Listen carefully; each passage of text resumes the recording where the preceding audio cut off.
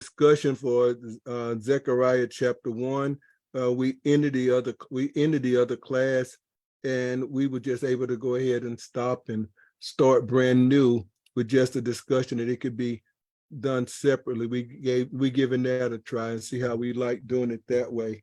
So now the discussion is open, and I know we're gonna start with Brother Charles Jackson. Or he's Deacon Charles Jackson. He told me one time he's a lieutenant, and then he told me he's a lieutenant.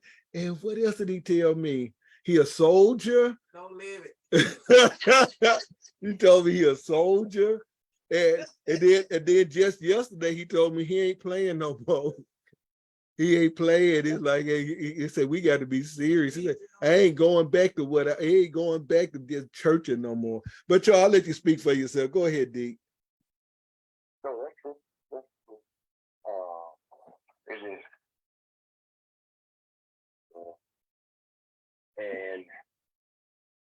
and it all agrees with, any of us be comfortable seeing what we see and seeing the state that we are in, and we don't but at the same time, it just looks like it affects us the most, and that is one reason why, because we turn away from God, and He sends signs and after signs, and we look like the more He sends us and do for us, like the more we kick against Him.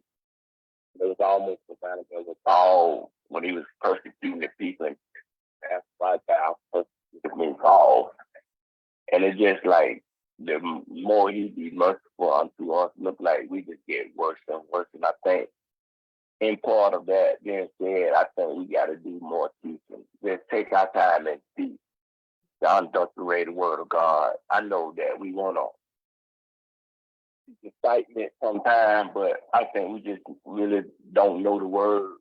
So even me reading it in different passages, let me read it again. Like he's talking about God is a jealous God, and that is so true. Talking about how these people walking around like they're God, they're in their stead. Now that they said all these things about us, and how they was able to do and establish their rules and laws as if they're God. That's basically what they're saying. We y'all God. Yeah. That's why they even put it on the money. Yes. In God, we trust really saying, no, this is our God, this money. Long we got this money and this so-called power, we'll have y'all at our beck and call. But as you said, you saw how God did Pharaoh. And you said the Sicilian had the power, Pharaoh had the power, but it ain't like the power of God. God night on their side and they on the Israel side. So we just got to turn back to them. And for some reason, look like we're getting further and further away. And I can see that as I was riding on the train coming back to Atlanta on Tuesday. I just saw two women, you know how to train, and I'm not just taking offense because there's some things that we don't know about that people have, that they don't have the external part of it, but these two women, they were just hugging almost like, and I kept looking, but I thought about what they were. They were partners. At first it didn't dawn on me because the train, it's moving fast and you moving side to side, so you bumping. But once I saw they was, holding hands, I said, oh, okay, that's what time that is. And so it's just a state that we're in because we just don't want to turn to God. And like Romans say, we suppress the truth. It's not that they haven't heard the truth. It's just that they suppress it because even when in your moral conscience, you still have some inclination.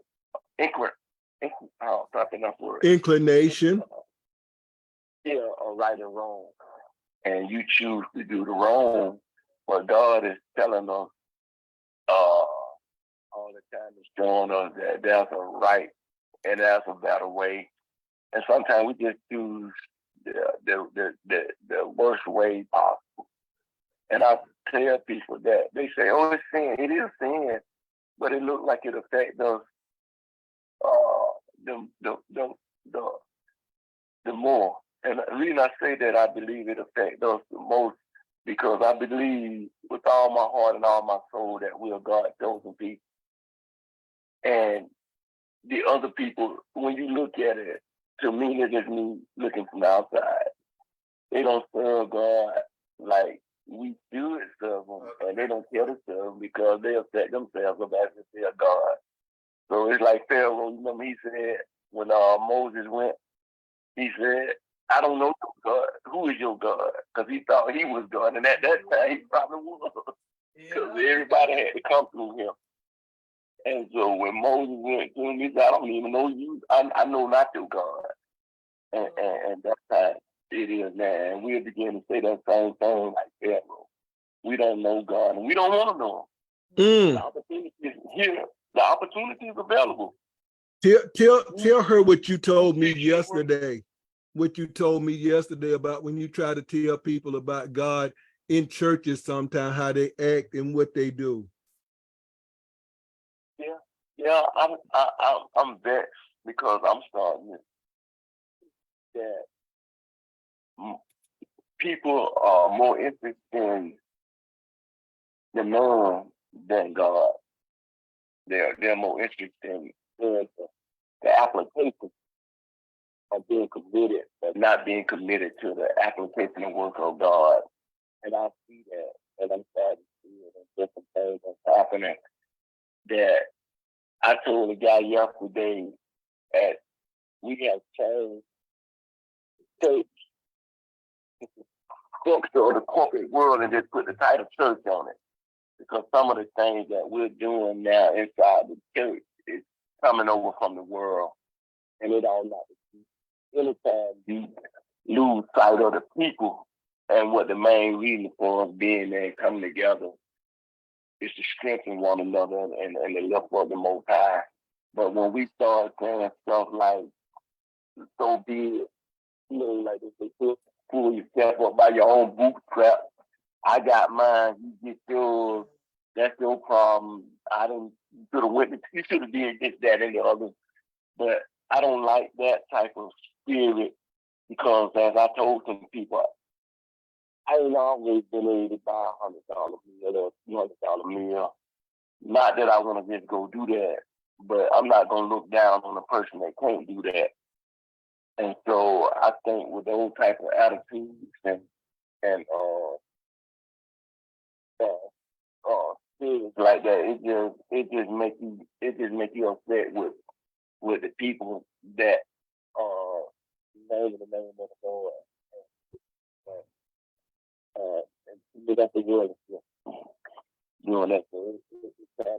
So you know what? I don't want to go back to that type of environment of spiritual there because I found myself getting like that, stricken with the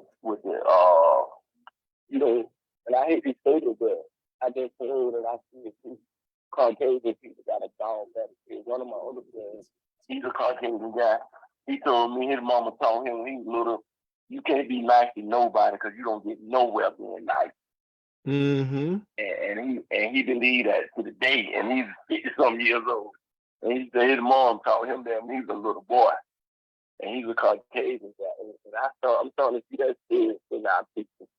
That I don't care about you. I mean, as well about me, myself, and I. And that's starting to bother me because I don't never want to get to the point where I'm not concerned about God. And I think that's what the world is. Some of the stuff, like, hey, I'm going to go, that's on you.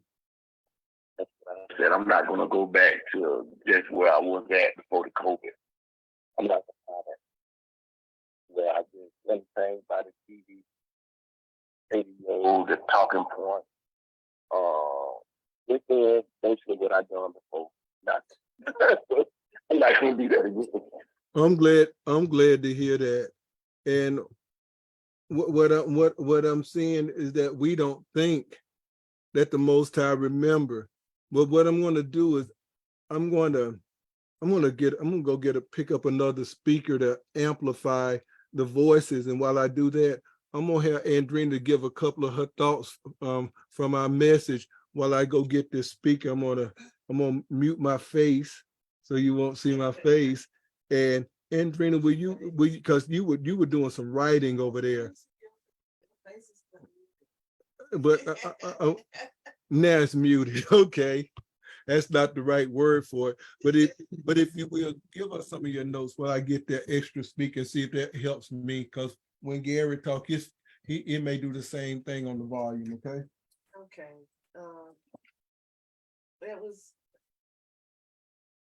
I really liked it because he started out, saying, I was displeased with your father. And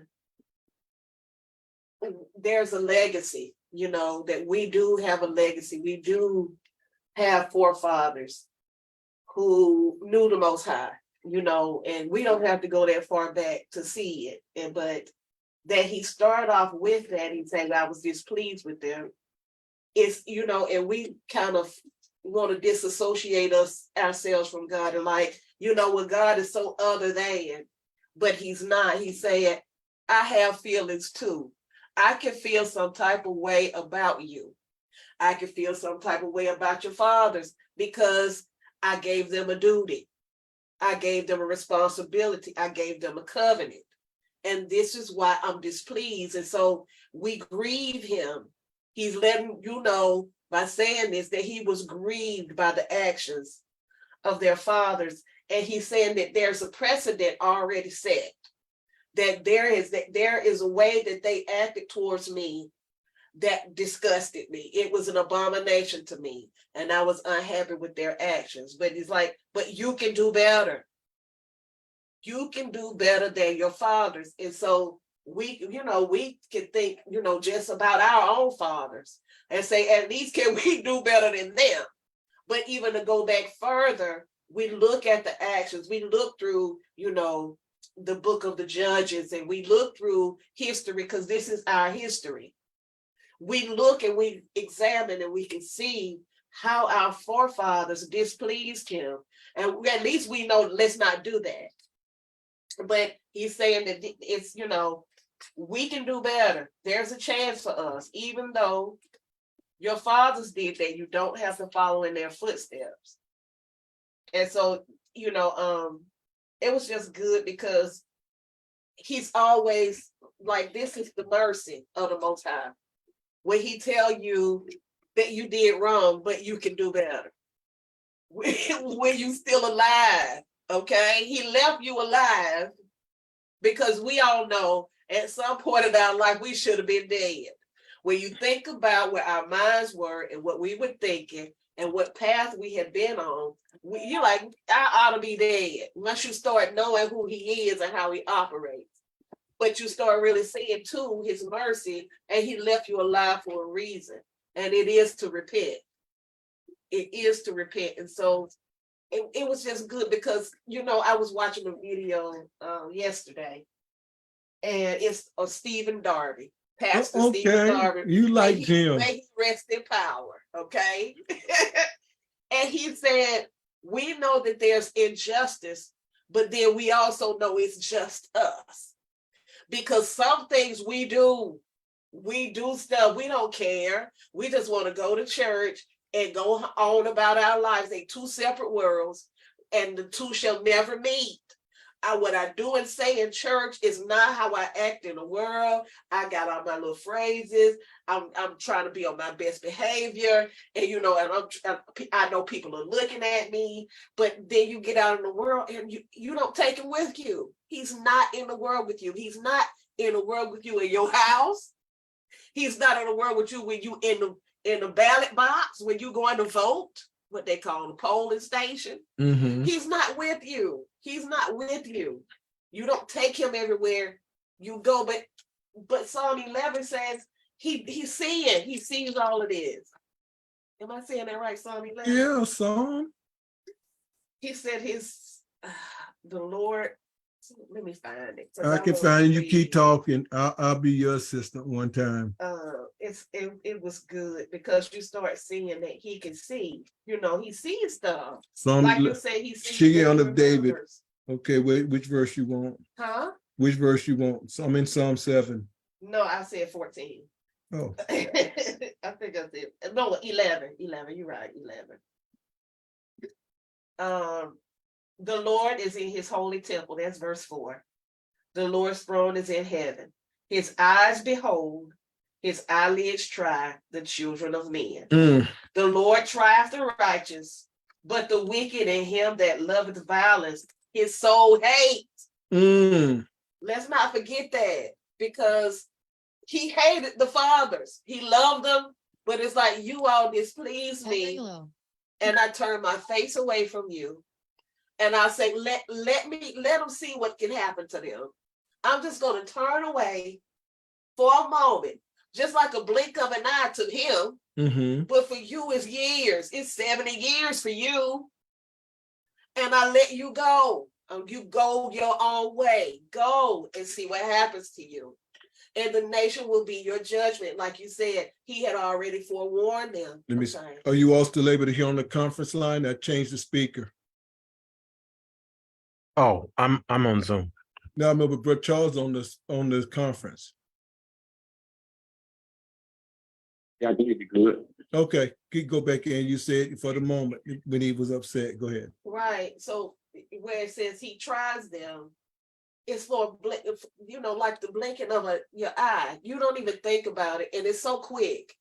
That is quick. It's so quick, but for our ancestors, 70 years, 200 years, that we had to be under this, because not only because we stepped away from him, we walked away from him, but for the injustice of the nation. For real. And it's both, and it's both that we turn away. And, when we turn away and we think we want to be, compadres with the world is always with us.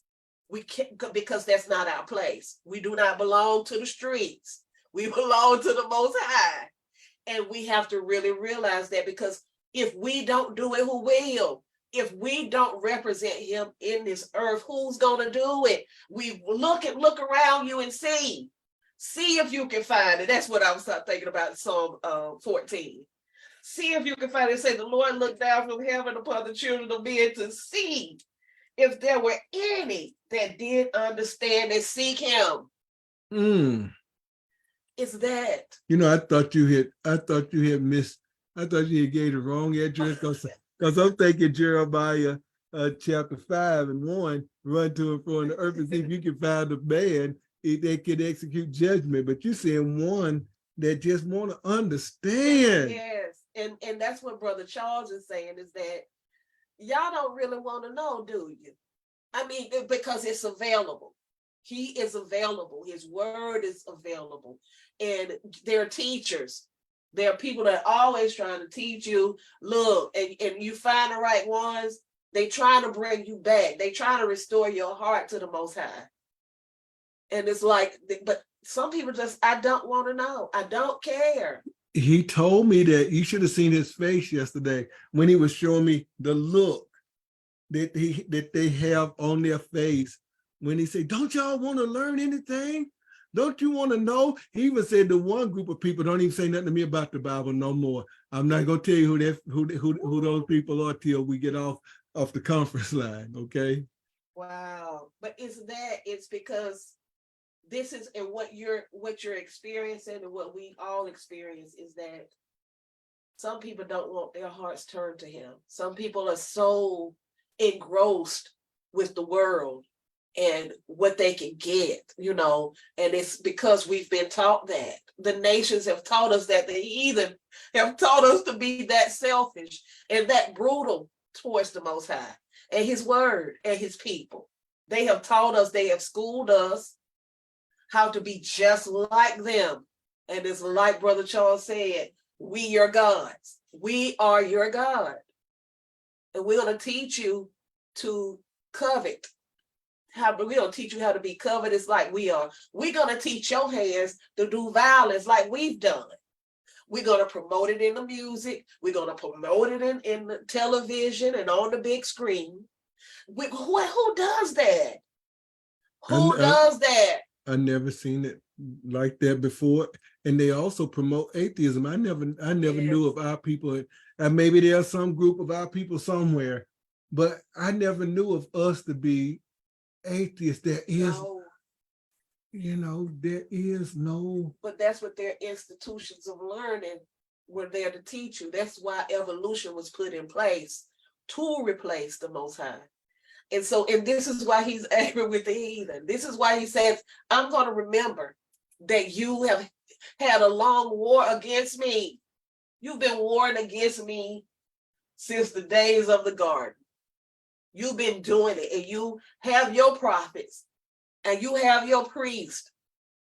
You have your Charles Darwin. You had those Christopher Hitchens. You have all Sam Harris. Sam Harris. You have Francis Galton. Yes. And that magician would be on there, the fat one and the little one that don't talk.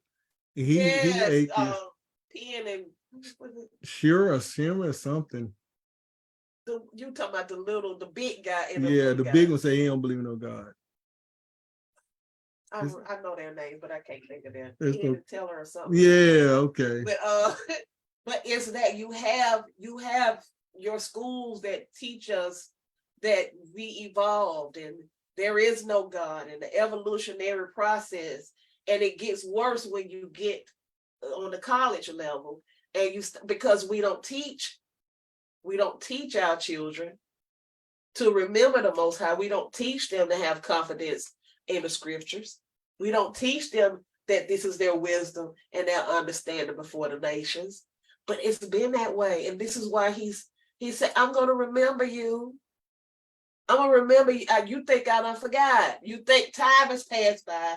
But like he said, it's like a blink of an eye to me. It is. And it's like, but you hate his patience. You do. You use it. You use time against the Most High. And look how long y'all been oppressed.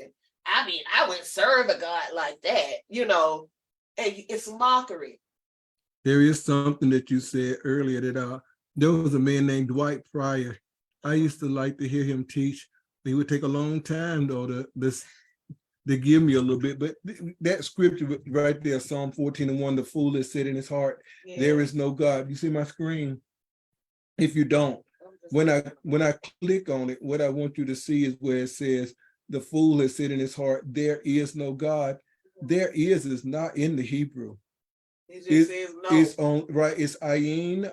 That's like, ayin, non-existence, Elohim. So he's saying that's why they can say that, but it's also that they say no God. Yeah. So when you're talking about David saying this, you got some of our people that just truly say no God, no God. And I would submit to you, when you say no God, it's the equivalent of saying that there is none. Because if you did know him, when he because I call it the light show, the sound and light show he did on the mountain that made Moses exceedingly fear and quake. So I thought I would throw that in there, because there are so many times nowadays you pick up a book and you'll see something, it doesn't even say that.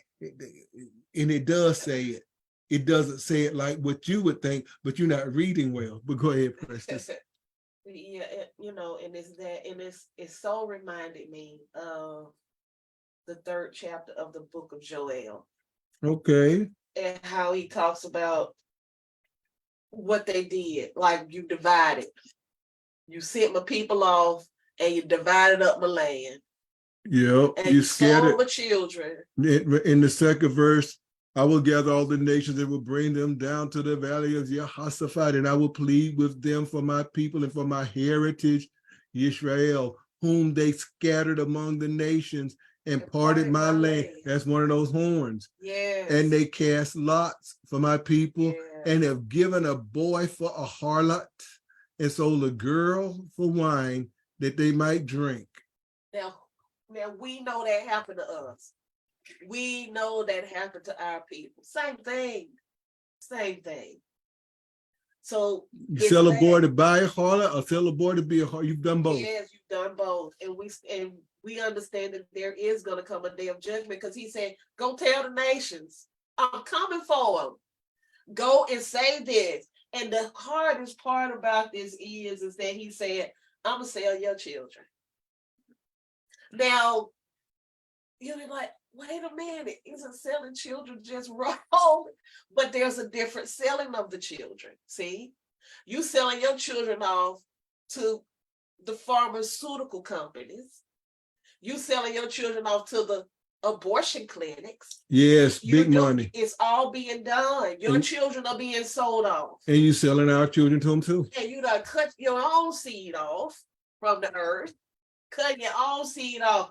I know y'all probably don't remember this, but remember when Biden said America is destroyed not only because of Black people. He didn't even tell us how we have destroyed America. But he said, but he also that white people gonna be the minority. What? He said it. What? From the depths of his soul, his mouth speak. He said America is ruined. Matthew 12:36. Yes. Because of us. What did we do? Because look, we're gonna do right, and we're gonna stand for it. And we don't look, some of us have taken a side. And they'll tell us every time you start talking about what us as a people, every time you started defending our people and saying that we deserve reparations for what was done to our ancestors, and also what you have done throughout the ages up until now, you've done to us. And every time you start defending and taking up for your own people, yes, and that's divisive. You're trying to, that's divisive. And you just hate America. Look, you hate America too, Democrat. You hate America when you get on your radio stations, you get on CNN, you get on MSNBC, and you talk about the right. You say, look at him, Ron DeSantis, he doing so-and-so, and Donald Trump, he's so-and-so, and they just messed up America, and look what they did in January 6th, and they just messing up America, and they doing it. You hate America too. Yep. At the right, you hate America too, because you look at the left and you say, well, they doing all that LGBTQ stuff, and they aborting babies, and you hate America too. You don't like the way it is. Right. But you don't have a cause like we do.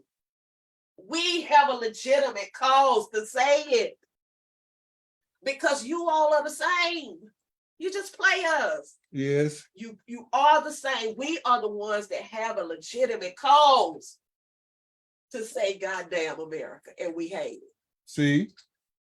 Now. But this is the land that our forefathers built. And fought for and died. Their blood is in the earth. It's in the earth. And if we and in the ashes, you burnt a lot of us. Don't speak for them, if we don't speak for them, because many of them had no voice and they were still living. I remember Papa he couldn't say what had been done to him. Tell him who Papa is. Your Papa. Your Papa too, right? Yeah. Girl, you married me. He couldn't say it. He couldn't say, and when a week they emasculated that man. I mean, even the souls under the altar, they didn't rest. They was like, how long will you not take vengeance on them that did these things? Can we be on earth and say the same? We won't.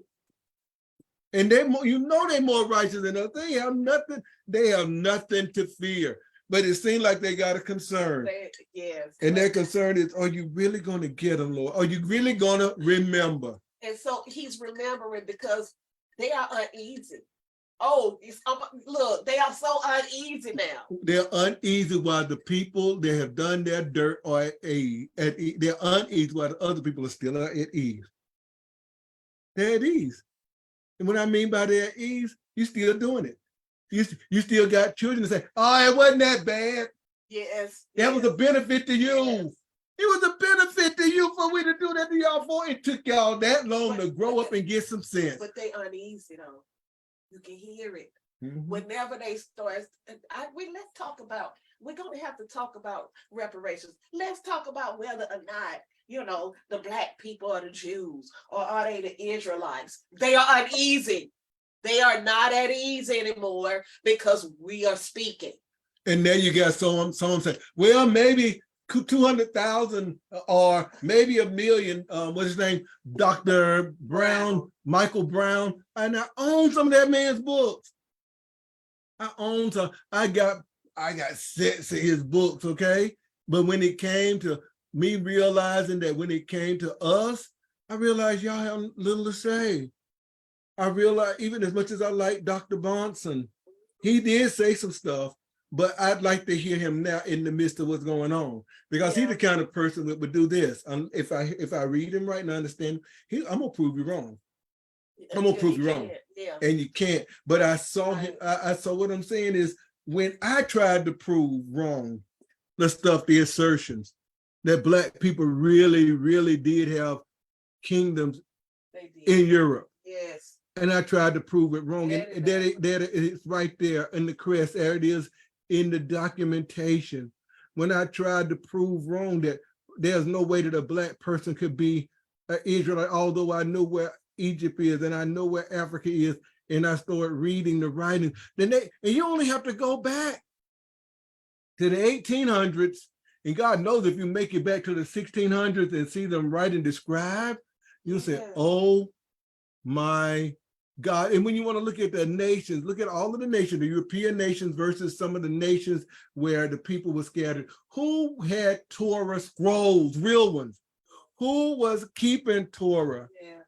And it's like, oh my God, we were picked out for a reason. And so if they don't teach us, we're not supposed to know this because this is where our hope is. We don't supposed to be doing this because they know if we do it, what's going to happen to them. They know if we cry out, what's going to happen to them. It was Yes. proven in Egypt. It was proven when Daniel prayed. It's always been proven. If you cry, he said it. If you cry out, I'm going to hear you. And cry out is the thing that you return to him for your sustenance, for your Yes. source, and for your strength. Yes. Not clapping your hands, No. not singing, not doing an offering, not putting a scarf around my neck and calling it a towel and putting on a coat in the summer. It's when you say in your heart what John said. Love not the world, Either the things that are in it. if any man love the world, the love of the Father is not Not in in him. him. All that in the world is the lust of the flesh, the lust of the eyes, and the what? It's not of the Father, It's not. but of the world. And the world Exactly. passes away, and the lust thereof. But guess what? He that doeth, not confesseth, he that doeth, the Yes. will of God abideth forever. And that's what Zechariah said. Remember Yes. the time whenever you all were with me. Remember the time Yes. when you listen to me. Remember. Yes. And when it's something when the Most High tell you what's happening to you. It feels a little better. Like, it's like, oh, I don't know why I can't make it. I don't know why we like this. And then it's confusing. So you start listening to different voices and you like that because you're just lazy and black and stupid and you're not even evolved all the way. And then you're like, well, no, you like that because, people have done this to you and you're the perpetual victim. And we all know we don't live as victims. We don't live like victims. We live victoriously. We don't sit and wait on nobody to give us anything. Like if we say, you got to give us reparations. You need to pay for what you've done. Yes. That makes them uncomfortable. But we ain't sitting around waiting for you to cut a check. And that's not give. That's, in other And words, we earned it. that's right. It. And we are the progeny of them. Yes. How in the world you going to still own everything and then buy up stuff and call it buying it for the government, and yet you all still in charge of that? But here's the most frightening thing to them. Okay. Is that you don't have, like they've been able to do before with Patrice Lumumba, with Dr. King, with Malcolm X. Medgar Evers, kill him just for Evers, visiting your church. Anybody that stands up and say, I'm going to speak for Black people. And they're going to be the centermost person. And it's like, oh, just murder that person. And it'll stop. They can't do that now. We have all with one mouth and one heart. We speaking the same thing. And you can't pinpoint it. You want to find who's saying it, who making them. This is the spirit of the Most High. You can't refute it. You can't stop it.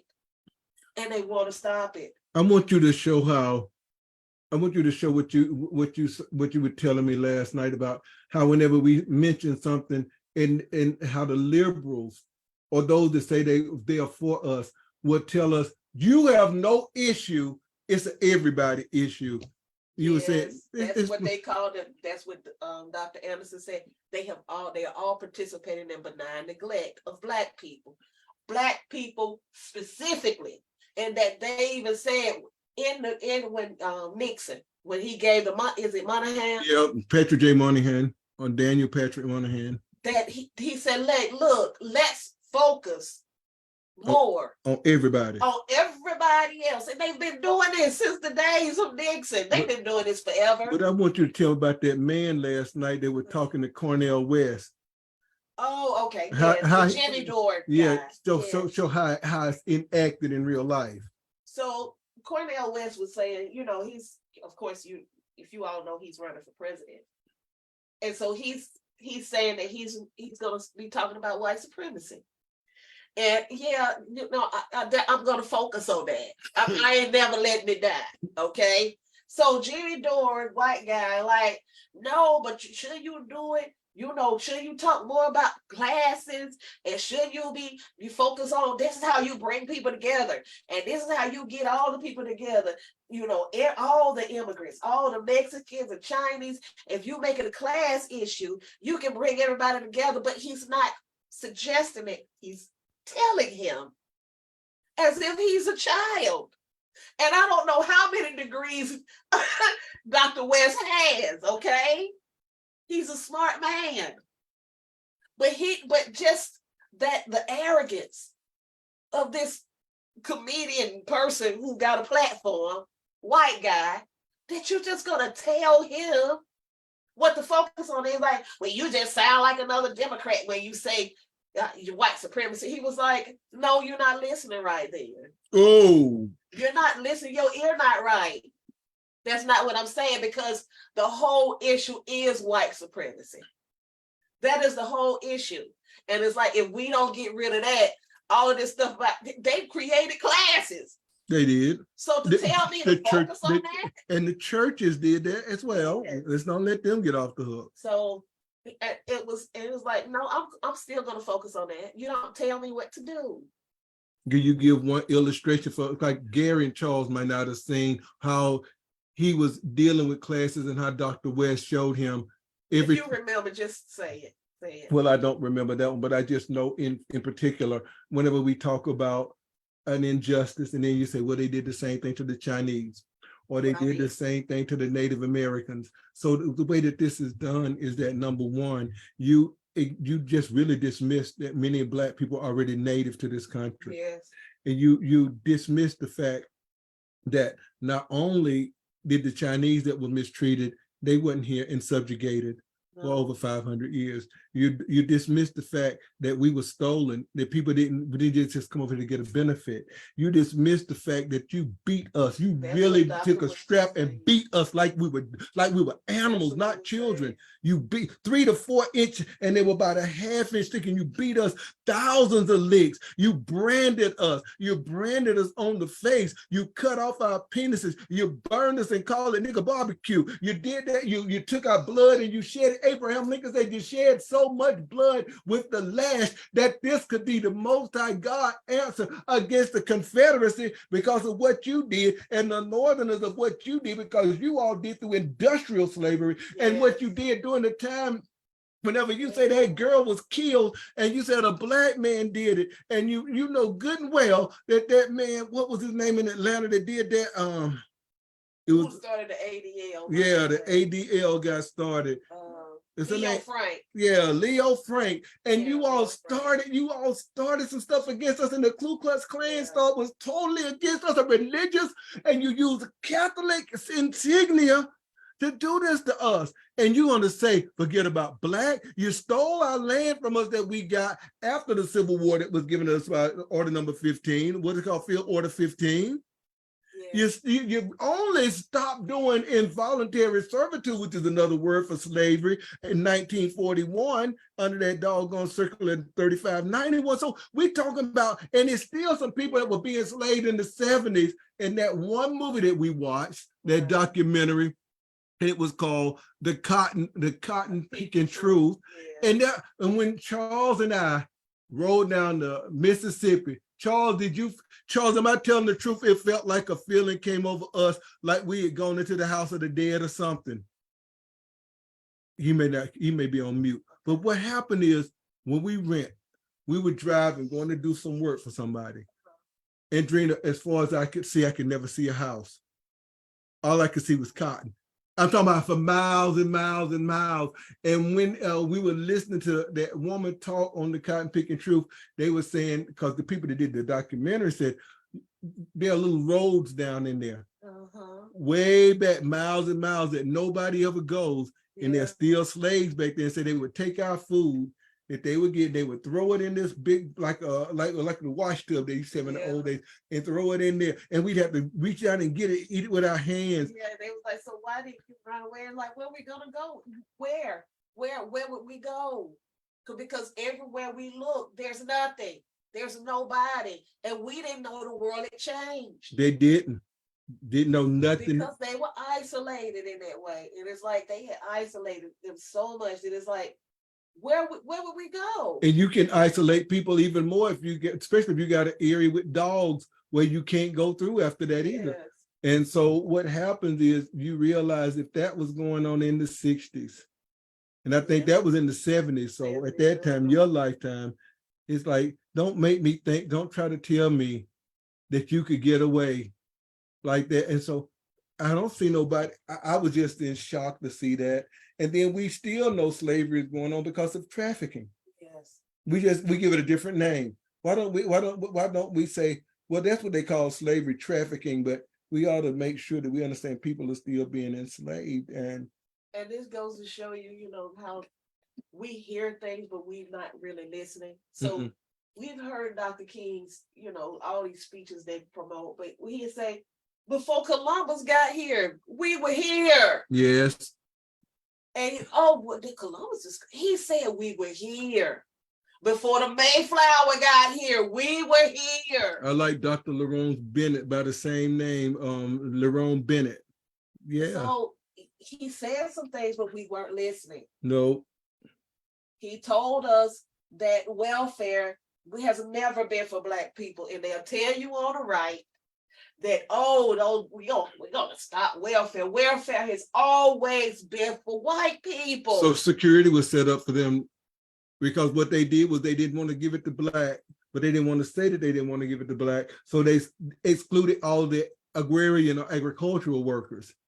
Yes. And I think they excluded the domestic workers as well. So when I say Yah remembers, there's a lot for him to remember. Yes. And the only hope for justice is to remember that he remembers. Yes. And Israel had gone through, they had to bow down to Nebuchadnezzar's statue or be killed. Except there was some he couldn't kill. Then it's like, nobody can pray. Remember that? Yes. Nobody can pray. But one of them said, I can pray. Yes. I can pray. Yes. Kill me if you want to. Yes. And that's the thing that he was manifested for. We see his manifestation in Daniel, Azariah, Mishael, yes. and Hananiah. We see his manifestation in them because they don't fear death. Death ain't the worst thing. The worst thing is living here with you. This is the worst thing. Because we know that we're going to pass from this life to another. Yes. The worst thing is for us to bow down to you because it'll never stop. It will never stop. Once I bow down, that means you're going to take my children and they're going to bow down and they're going to bend over. You're going to do whatever you can. And we're going to make you perpetual slaves. In other words, we may not have you on the plantation, but we'll tax your gas. We'll tax your light. We'll tax your water. We'll make you pay for the water that comes freely out of the earth. Yes. We'll make it where you can't have a well. We don't want you to have a well. We don't want you to have your own septic tank. Yes. We'll tax your internet. We'll tax, well, in other words, we're going to make you pay tribute. And then what we're going to do with the tribute, we're going to use it to fund our wars that we have with other people. We're going to fund our supremacy. And what will end up happening is you'll be saying that you don't love America. No, I don't love injustice. God knows that there's a place in the world that has justice. I believe everybody that has ever just really sat down and realized we are controlled. The Bible says the rich rule the poor, and the borrower is slave to the lender or servant to the lender. So therefore, what did they do? They made a debt system and tell you if you don't have credit, you ain't nobody. Well, we're going to get you in our system and we'll give you a social security number so that we can borrow money off of you. In other words, Yah remembers all of the tactics that you do. You bind these heavy burdens. He remembered our ancestors. They built this nation. That's one thing I love. Because we are the miracle of America. America is no miracle. We, the people, You can say black people. You told me one thing too, that it's getting to the place where the people that have oppressed us, they're afraid. Like you would tell me about the mayors, 2 towns where mayors have really went through the United States government and the state, and they have been elected mayor over these 2 places. One you said in Alabama, yes, and the other one you said Alabama. New Bern, Alabama, and the other one? It's in South Carolina. I South, can't remember. It wasn't North Carolina? City. No, you told it's in one of the Carolinas, and that person got to be elected. Do you know that they had been passing down the mayorship from family to family without having an election? And they went and they stopped these people from being able to go in and take their rightful position in the state. It's the same kind of thing that happened under Reconstruction. But many of us know nothing about Reconstruction because not only did our families know, or sometimes they didn't care to tell, and neither did our so-called churches. And I submit to you that it's a biblical mandate to teach your history. At least Dr. Moorcraft teach his people. You better believe it. He teach them all the way back. I learned about Huguenots. Well, I showed you this book last week. They go all the way back. Huguenots. They go all the way back to the Scots, the Loyalists, Abergenzis. I learned so much about their history. Say what person love? It is. It is. Enfield is the name of the city. Enfield. What state? It's North Carolina. Enfield, North Carolina. But tell them what they gave him. Once he was elected mayor, they called him and threatened him. You know, like the white supremacists, the grand knights of the KKK. They threatened him and they put out these leaflets everywhere. And so he called the police and said, listen, I've been getting death threats. He has a recording of them threatening him.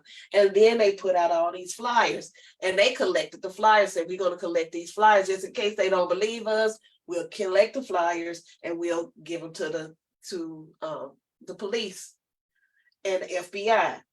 And lo and behold, he's under investigation. They say he put these things out himself. Lying. He said, no, let us take a lie detector. Me and my sister, because he said he has 13 siblings. He said, let us take him and his sister are the 2 that live there. He said, let us take a lie detector, but I want cameras in there. I want cameras in there because it's clear something is happening. And his name, let me give you his name, because Yah remembers you all. These are the very same things happening in Reconstruction. This is the different disenfranchisement that took place. They went in one time and they beat up Black people and they drove them out and they took over a place. They also gave Woodrow Wilson the presidency to get rid of, at one time when the federal government was going to enforce that you cannot mistreat Black people. They let a man take over an election where they had fraudulently got the election, as long as they got rid of what they called what was it called? Wasn't the Confederates? The blue coats, the northern armies, they got rid of them, the Union, that's what it was. And they got rid of them. And that's when the KKK came in and started terrorizing people. And Yah says, I'm going to terrorize the horns. America has had a horn. The police department was actually set up to patrol Black people. Just like y'all had those angels that patrol, they were called patty rollers. They were called P-A-T-T-Y, patty rollers, and then you can spell it P-A-D-D-Y, rollers.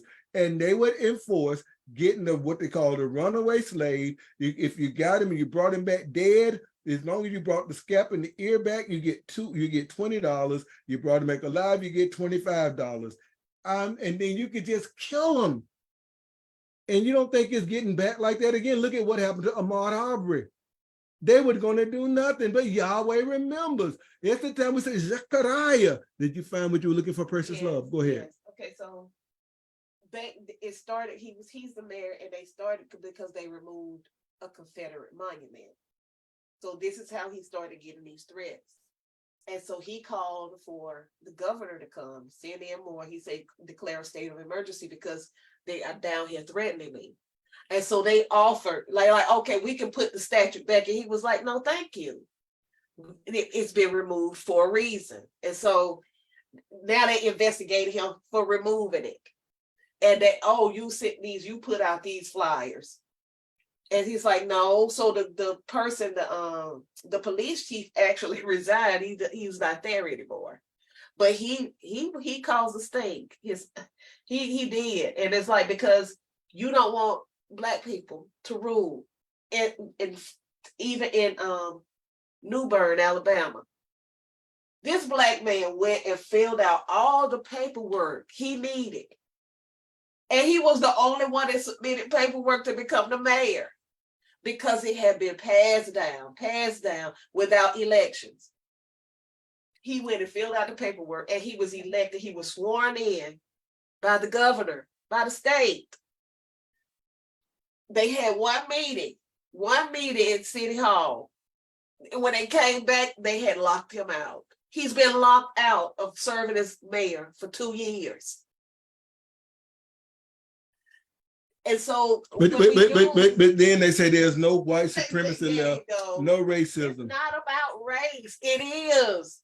They all have, even the ones who know it's wrong, white people, have said, we just not ready for a Black mayor. And he said, well, you better get ready because I'm here. And so he has filed a federal lawsuit against them. And he's like, I'm gonna take it to the highest court. And so here is the very thing that when I'm teaching, and I'm teaching about injustice and unrighteousness and ungodliness, this is not something, it's just, you haven't tasted it, but you have tasted it and you didn't know it because it was mixed in. Just like when you got fluoride, you don't really see the damage of fluoride, but if you just drunk it by yourself, you'd see it. Yes. You see it. And so what ends up happening is, I'm saying, when we turn back to Yah, he's going to put us in charge. He will not allow us to follow him and not be the light of the world. Light gives clarity. Light gives instruction. Light allows you to see what's wrong and be able to fix it and make it right. We'll be the salt of the earth. We're supposed to be the seed of Abraham. If we say we're the seed of Abraham, we're supposed to possess the gates of our enemy, and possessing the gate like Samson did. He picked up the gate where they did justice, and he took it where he was. He judged them. That's what he was called to judge. When are we going to learn that we need to follow the Most High? When are we going to remember that he remembers? That's what Nehemiah kept saying. I put those rascals out. They were doing wrong. They had married those outlandish people. They were doing abomination. I chased that rascal out of here. Lord, Zechariah me, remember me, Yah. We need to learn. But we playing. But we'll be going to church about.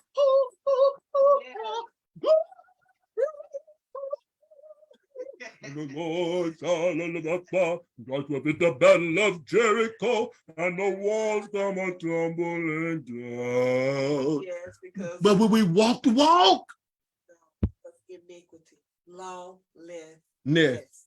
And that's what most evangelicals teach. I don't care if you got a black face. I don't care if you're the first Black person you can talk real fast. I don't care if you can get up there and they love you. If you tell me I don't have to obey God, you're telling a God-damned lie. The Bible says in 2 Thessalonians, he's coming in vengeance on them that know not God and obey not the gospel of God. When Yah gave his gospel, it was to redeem the world. It was to bring peace and justice in the earth. It was to put us in a position where we could serve him without fear and holiness and righteousness, because he delivered us from the hand of our enemies and those that hate us. And that should be for us. We should know that. And you say, Kim, what about the white people? Those that love God too. But if you don't love God, if you're a black white supremacist because you benefit, if you're a white supremacist, if you're an Indian white supremacist because you get to be called white, it's not just the skin, it's a classification and a categorization. Read the naturalization, immunization clause, or read that statute, that act in 1791. We better know Yahweh remembers all of these tactics. Yes.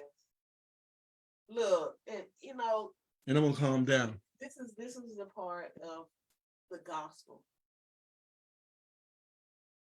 that is totally, think about it, totally been left off. Okay, so you can, if you read in Matthew 28, right? Let me get it while you talk. In Matthew 28, he says, "Go ye therefore and teach all nations, baptizing them in the name of the Father and of the Son and the Holy Ghost." Full stop. Full stop. That's what they've been doing. Teaching them to obey them. Teaching them to obey the Catholic Church and do your Christmas and do your Easter and do whatever day, Columbus Day. All these days y'all get off. And it's, you know, all these Mondays y'all are off. 4th of July. This is you cooperating with white supremacy. This is what you are participating in colonialism. You are participating. What? And you might be like, well, you know, everything they closed. That, you know, my job, I can't work. Well, just say I ain't off because you just made me be off. You know, I used to do when I was younger. I would work those days because in the old days they would pay me double time and a half. Yes, and it's but you willingly do Christmas and Easter. You got those. And you don't have to do those at all. And you willingly do Halloween. I mean, participating with wickedness, you participating with lawlessness, because your word didn't tell you to do that. But it is your God now. But you'll mock somebody. They want to celebrate Passover, something that was in your heritage. But they don't see. They don't let them finish talking, teaching them to observe, teaching them not to be lawless. Yes. What I have commanded. I ain't suggesting anything to you, but what you've done is you say there is no law anymore. And the word commanded here is aorist. That means I've already done it. Middle indicative, this statement is being given. And in the word intolate is a commandment. It wasn't a suggestion. And that's, no, we're not teaching that. But you said he hasn't commanded anything. Everything he commanded, I heard one person say, only thing that Jesus said he commanded, all that was applicable before his death, burial, and resurrection. But he forgot in the book of the Revelation, didn't he? Alive. What are you talking about? Well, after he died, that means a New Testament came in, they say. Still living, and he's still judging. Living and the dead. Like, oh, I'm supposed to forget that he's at the end of the book too. Yes. You are. That's it. But you know what? There's something you say. I don't want to keep talking to somebody else. Yeah, Gary probably on fire now, but go ahead. Let's finish this part. So when you said that he's the goal, what are you reading from? He's the goal. He is the end. Yeah, the end of the it's Romans 10:1. Let me go to it. Probably 10:3. Like that's been told to people that there's nothing for you to do. There's nothing for you to do. It's 10:4. It like says, he did it all. He did it all, so you do nothing. He did it all, so he can show you how to do it. That's right. And just think about this in terms of just sports. Just think of him running down the field or kicking a field goal, right? Okay. Once he kicked the field goal, ain't no more supposed to be, he just gonna take down the goal? Like, is it just gone now? That's the end of it. Okay. That makes no sense. Right. That means I'm gonna show you how to do it. I'm gonna walk you through the process. And because you have no excuse now. I'm flesh too now. I came to show you how it's done. I was manifested for this reason, so that you stop being scared of death. I'm gonna show you something Okay. with what you just said. In Romans 10:4, it says Christ is the end of the law, and the word telos, goal, the end, what you're reaching for. If you really pay attention that Christ is the end of the law for righteousness, that doesn't mean it's over. Let me show you how I'm gonna prove it. It says in verse 6, but the righteousness which is as of faith say on this wise, say not in your heart, who will ascend to heaven, that is to bring Christ down from above, or who shall descend in the deep, that is to bring Christ up from the dead. Notice, but what saith it, the word, we're talking about Christ, Yeah. the word is nigh thee, in Yeah. thy mouth and in thy heart. Yes. The word of faith which we preach. He makes the word synonymous with Christ. So the word is the goal of the law for righteousness. And I understand people say, that ain't what that means. I say, well, I know you're telling a goddamnable lie, because what I do is I go and I try to make people understand that if you don't love Torah, if you don't know the word, you don't know what you're talking about, you ought to keep your mouth shut. But Paul is quoting from here, Deuteronomy chapter 30, verse 12. It says, let me look at, you better get 10, because some people be thinking you're lying. He said, if you will hearken unto the voice, that's a word, but anyway, the voice of the Lord your God, keep his commandments, which are written in the book of Torah, if you turn unto Yahweh your God with all your heart, for this commandment which I command thee this day is not hidden from thee, neither is it far off, that it is not in heaven. What is not in heaven? The commandment, the voice of the Lord, the word of the Lord that is written. It's written, the very thing that he's given in his voice is written. It is not in heaven, that you should say, who should go up to heaven and bring it, the word, down to us that we may hear it. Neither it is beyond the sea, that you should say, who should go over the sea and bring it up, bring it. And Paul is saying that it is Christ. And he need to be in your mouth. So when he said the commandment, so when the people say Christ, Jesus at the end of the, no, the word is the goal of the law. Why for righteousness. Not in your mouth? That's what scriptures say. Mm-hmm. It's in your mouth. It's in you. If it's in it's supposed to be in your heart, so it can be manifested in your hands and your feet. The doing of it, the keeping of it. It's just not the hearers and the speakers, it's the doers of the word. You got to do this. James didn't lie. You got to do it. And this is our problem. We so used to, like, we partially hearing and we ain't even halfway speaking. The word ain't in our mouths. He ain't in our heart. That's why our hands don't do anything and our feet always go into the wrong places. This is why the world is the way that it is. Because we standing by and we watching it. And it's like, oh, well, this just gonna happen. And it's what you said. Samson possessed the gates of his enemies. He did. And Lot was at the gate, and they said, we don't want him at the gate no more. And how much more the people who've been scattered? How much more? You're already everywhere. We suppose that by now we should have heavenized the world. There you go. You're already everywhere. Most time we don't even heavenize our church. And Jesus said, the Messiah, "O generations of vipers, how can you be an evil speak good things?" They telling you not to obey. That's good. Telling you that you don't need the righteousness of God's law. That's good. It says, how can you be an evil speak good things? For out of the abundance of the heart, the mouth speaketh. Gary, do you have anything you want to say? Are you on ready?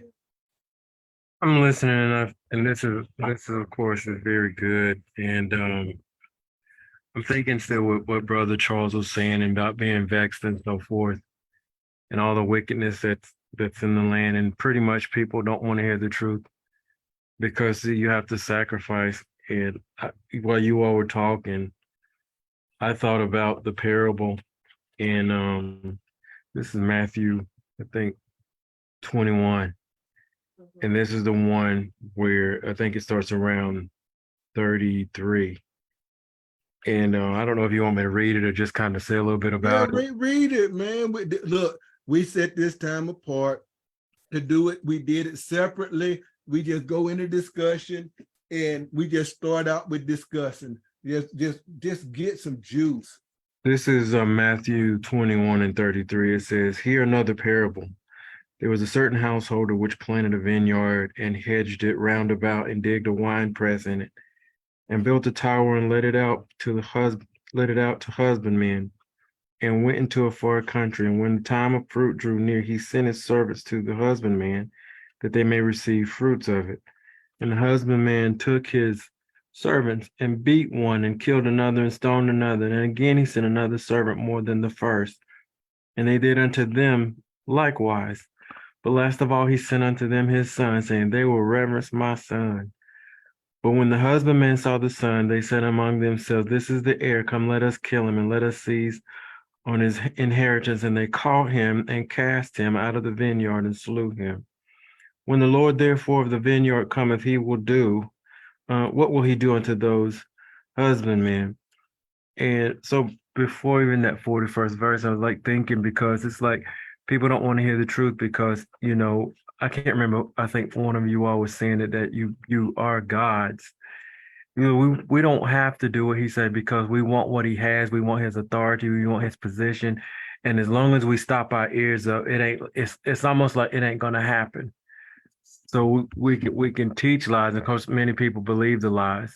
Many people believe the lies if you say this. And many people. I was talking to a student just yesterday about some of this, and but I was talking to him about the mantra. I call it the mantra, where you just say, Lord, I did this, and I believe you, my Lord and Savior, and then you can live any kind of way. And he was like, Mr. Merritt, he said, I used to do that. He said, sometimes I still do. He said, and I know it's not right. He said, but that's what I've been taught. He said, I find myself sometimes doing that. I said, well, that's not biblical. I said, that is not in the scripture. He said, I know. And we had a really good conversation, but back to what I was saying, you pretend that you have the truth on your mouth and in your heart and everything, but you're doing wrong, you coveting, you lying to people. But because if you can get the people to hear you loud enough, be afraid of you enough, then you are the truth. And it's almost like you can is it forestall? I mean, I don't know if it's withstand, what the truth is. Or Ann was saying, I think she was saying something along the lines of they don't want to hear it. They don't want to hear it. And it's that inheritance right here that I was looking at, the inheritance. This parable shows that they know. And it's like, we don't care. We want the power. We will kill. We will steal. We will destroy. We will do. We will do. When I read this one, it just screams out to me. I believe this is a part of what we're seeing as well. I mean, like, for instance, and I heard you talking about the I don't what not governor, the mayor. I did watch it. Okay. And he was humbly forceful. Humbly forceful. Okay, explain. he was like, I think the interviewer did ask that question. He's like, well, what are you gonna do? And he's like, they're not ready for one. He said, well, they need to get ready. 'Cause basically, I'm not going anywhere. He didn't yell. I mean, he's like, I'm doing what I gotta do. It's like I went through the process. They didn't go through the process. They done had a secret meeting and everything. And now look at all, you got some public attention. They don't want public attention. They don't. So, but the parable here is scary because you started. Well, you probably were saying it before I realized it. You said I'm gonna either incite people or indict people, and actually it's to the benefit. Like if you indict it, you ought to be scared. Right. What can I do? What can I do to make this right? But it's really amazing. I was watching some with DeSantis. I think it was last night, a little bit last night, where this black guy had called him out. I don't know if it was a town hall meeting, and you should have. It was really frustrating me. It was really frustrating me, and he doubled down. His face got a little hard, and then he went all eloquent and all this. Of course, he behind the podium, and I'm like, the Lord, he is watching. So we have to be faithful, like Ann say where we are, and I know, Brother Charles, like sometimes it's frustrating because it don't look like it's working, but the Lord knows what he's doing. And sometimes it is that indictment, because if you keep refusing to hear, you adding, you treasuring up wrath against the day of wrath.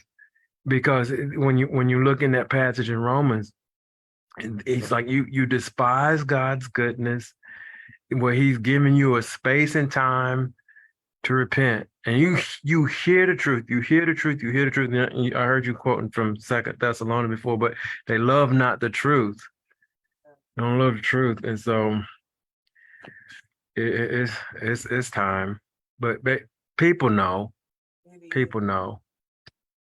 And they want to keep us preoccupied with all this little stuff and in the big stuff too. Like they gonna tell you, oh, it's another variant. Oh, and we gonna have to do this, and this is how you threaten. This is a threat. This is how you terrorize people. This is all it is. And like you said, like you were saying, they've done it through movies. They keep doing it.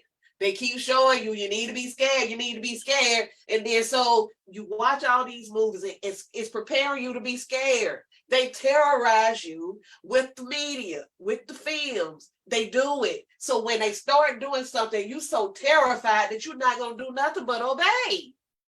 And it's like, no, not doing that. Not doing that. Don't trust you. Don't believe you. But they keep you preoccupied with that. But there are things that are happening on a global scale.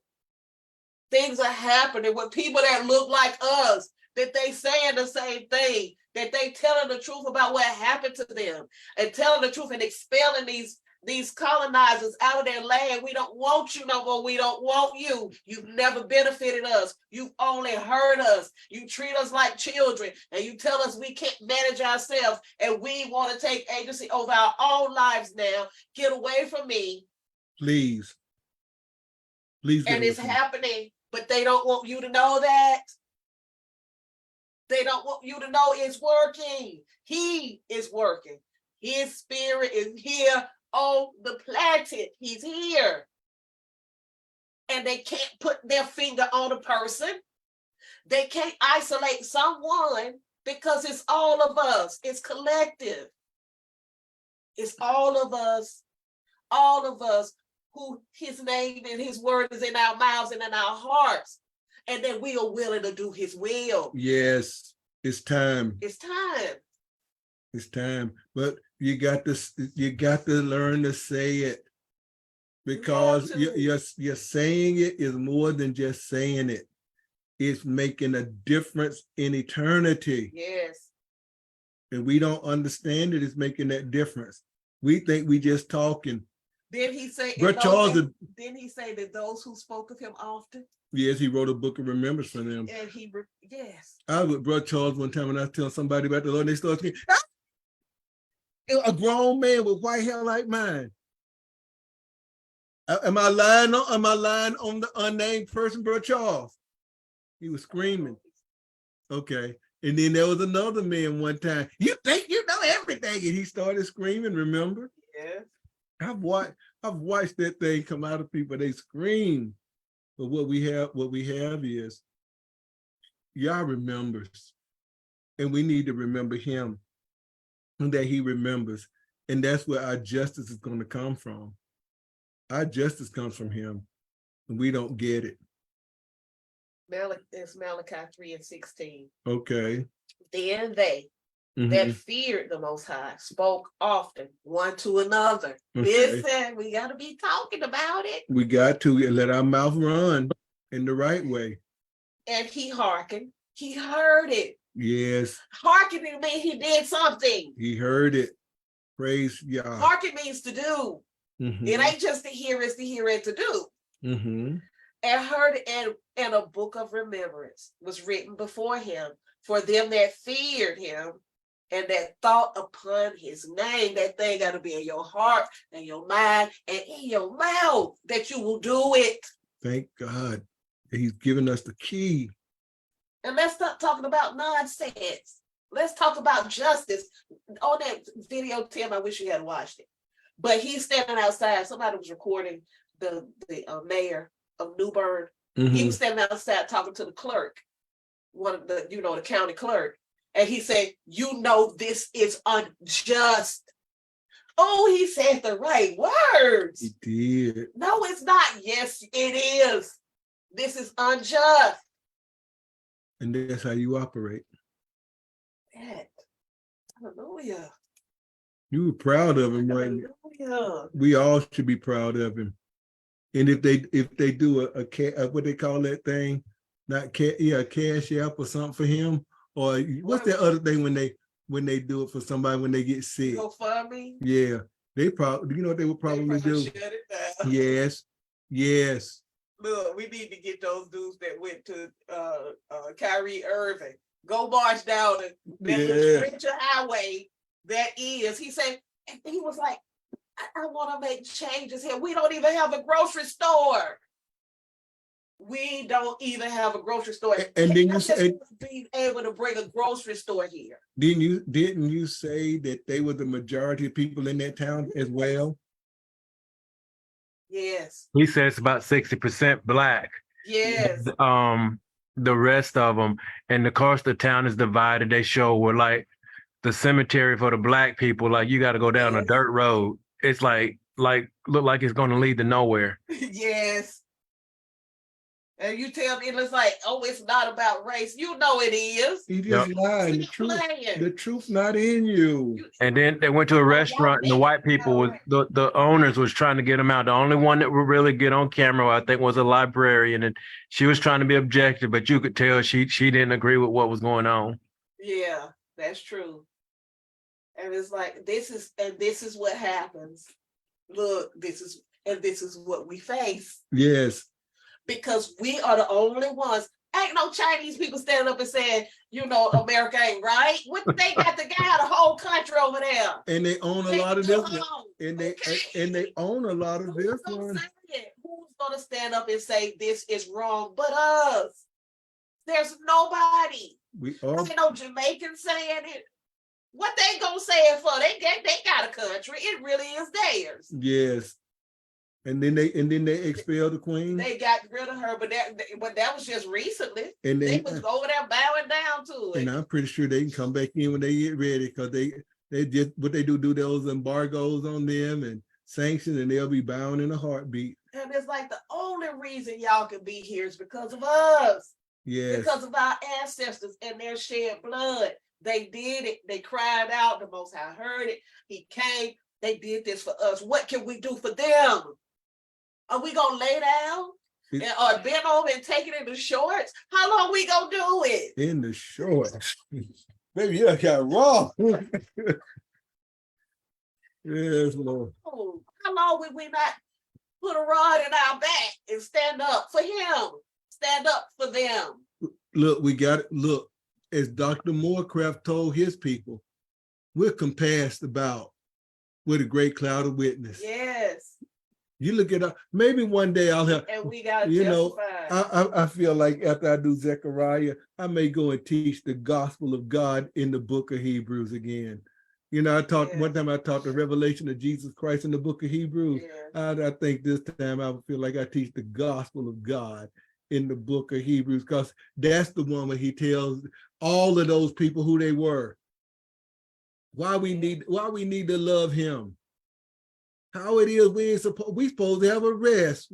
We're the ones supposed to be at ease in him, not in ease in our self-righteousness and pride, but in ease with him. But we can see, and there's two examples we can see. We can see they fear us taking over. They fear it, but they know it's coming. But you said some people on Redacted say that they welcome it. Yeah, because they said, Africa say, they sick of all of this, they sick of this stuff. all the things that they were the ones that stood up and said, no, you will not come here and give us, that thing, Yeah. that package. Yeah. Y'all ain't doing it. They was burning down their testing centers, they little tents and stuff they had up. They was expelling them out of their country. Don't you come here with your little white bag and your little coat, or your black bag and your white coat. Don't come here. And they was like, we so glad. We was so good to see. And he said, yeah, because Africa say they're the future. And he said, and I ain't opposed to it. It sounds good to me. When you've done this much and you got all the resources and you have tried to work with the world, the ones who didn't have it, and they didn't profit you, and they deliberately kept you oppressed. They deliberately kept you poor because they cannot afford your minerals. They cannot afford it. If they had to pay them what they actually were worth, these European nations wouldn't make it. They would be in the dark. They already in the dark. But they already telling people, we don't turn on your heat. If you're cold, don't do that. Because the day is coming that they're going to stop. Your supply is going to be cut off and you're going to have to pay what it's worth. But you ain't going to be able to give them another white Jesus. But then this is what they're going to do. We're going to lock you down then. No, you're not. We've already shown you're not going to lock us down. We're going to tell you it's something else. We're going to terrorize you and put up a death toll on the television. Be like, what? That's like the heads. That's like the Assyrians putting their heads outside of the gate. Yes. It's terrorizing exactly you. The same thing. And they're going to do it again. They won't stop. They will not stop until you make them. You better say no. Say I decline, however you want to say it. It doesn't matter. Don't do it. Because it will never end. And they showed you the first time that, it wasn't enough. Get booster. Variant, booster, variant. Then you get this man up here talking about, you can't get none of this if you can't get none of this if you don't get your shot. Because I'm a sexy man. And that's what he said. Yes. And so many, it was way worse than that, wasn't it? Worse than that. And got paid. Stop. See, we need to, just like, no, I will not comply. I don't care how you say it, but learn it. If you believe in the Most High, trust Him. Show some fidelity towards Him and stop letting them make you afraid. He told you don't be fearing them. Yeah. So what? Because they try to kill you anyway. Yes. I bet you all of us have enough stuff put inside of us that already was known that will kill the other people. Don't. And they probably trying to figure out why we can't kill them. Subtly, little by little, we're just going to keep poisoning you. Especially your neighborhood. The biological warfare has been done on us so much that it ain't even funny. All the time. Never stop. But like they said, we babies, kids. We don't die, we multiply. Just like an amoeba, just all over the place. Okay. I'm like, no, because we have a mission and it will be done. His will be done. Yes. The whole earth will be filled with His glory. We're going to make sure of that. Yes, and that's our job. Yes. So were you all drawn in pretty much to the first chapter? Absolutely. Yeah, it was good. I appreciate you talking about the horses. So yeah, I did get part of the first part. But yeah, I'll probably go back and listen. The horses and the horns. Yeah, that's true. Well, I appreciate you all joining us. And if there's nobody else got anything else, how do you all like doing it this way? after the class, going back and doing it and being a little more relaxed? I mean, I think it's good. It's good the other way. It just depends sometimes. Okay. So it is A equal B and B equal A? B equal A. Is it just A equal B and B equal. See, I thought you. okay? Okay. Let me just say Tim equals Timothy and Timothy equal Tim. Yes. Yeah. All right. So I want to tell you the name of the mayor of Enfield, North Carolina. His name is Mondale Robinson. Okay. And I'm gonna give you the name of. I mean, let's make them famous. Okay. And the mayor of New Bern. Every time you say New Bern, I keep thinking New Birth and I get sad. His name is Patrick Braxton. Okay. New Bern, and it's Bern with the E instead of a U. Okay.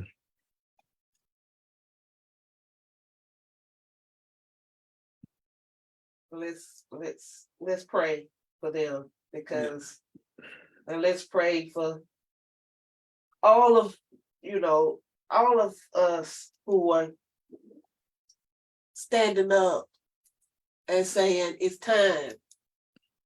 And that we're gonna, and that was one thing that woman said, I don't know, I feel so embarrassed and ashamed, because how did we let this happen? If they could just pass That they down, just could do it. just pass it down like that. It's the kingship. It's like it's almost like it just dawned on us that this has to stop. The spirit of the Most High is here. He's here. Wake up. Everybody, we waking up. It ain't we woke, we are waking up. He's shaking us. He's beautiful. He is so beautiful. And I'm grateful that he's done these things for us. But let me say this one last thing. Go ahead. Go ahead. When you talk about possessing the gate for your enemy, you gave Samson. I just thought about this. This is another element. Remember that they arrested him. His own folk arrested him. Did they arrest him in Judah? Yes, they were. And we're like, we gonna turn you over. Yes. Listen, this is what we face when you start talking about the Most High.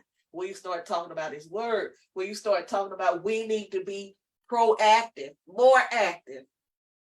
Folk will arrest you. Yes. You better believe it. You better shut up. We gonna turn you over. Rat you out. Get away from me. Yep. People that look like you. Yes. That's another thing we face. Yes. They turn it That's over. who killed the prophets. We killed the prophets. So beware. And people think like, oh, you think, y'all talking about black people, Israelites, and you can prove it, and so, and you proud to say, proud of what?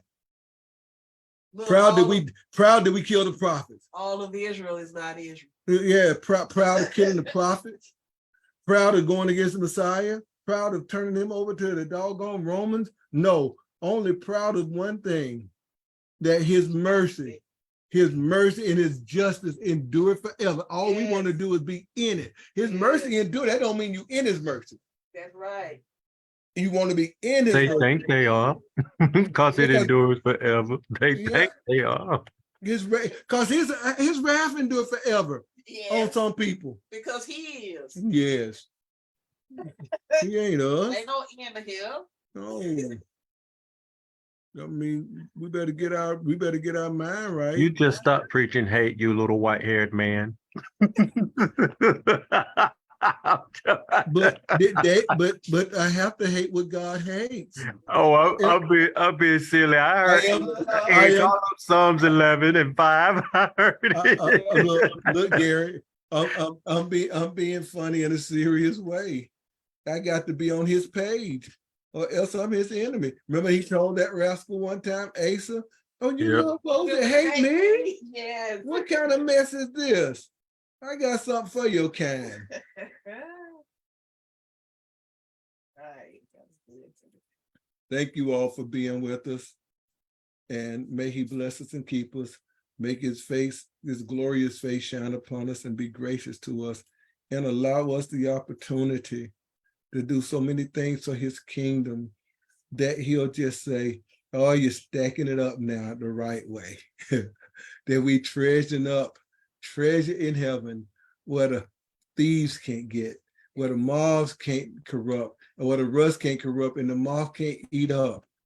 And we're going to be right, because where our treasure is, that's where our heart's going to be. Goodbye, everyone. And thank you all so much for joining us in this discussion. I really appreciate it, because we tried something new and I liked it. And Andrina and I'll be talking about it together.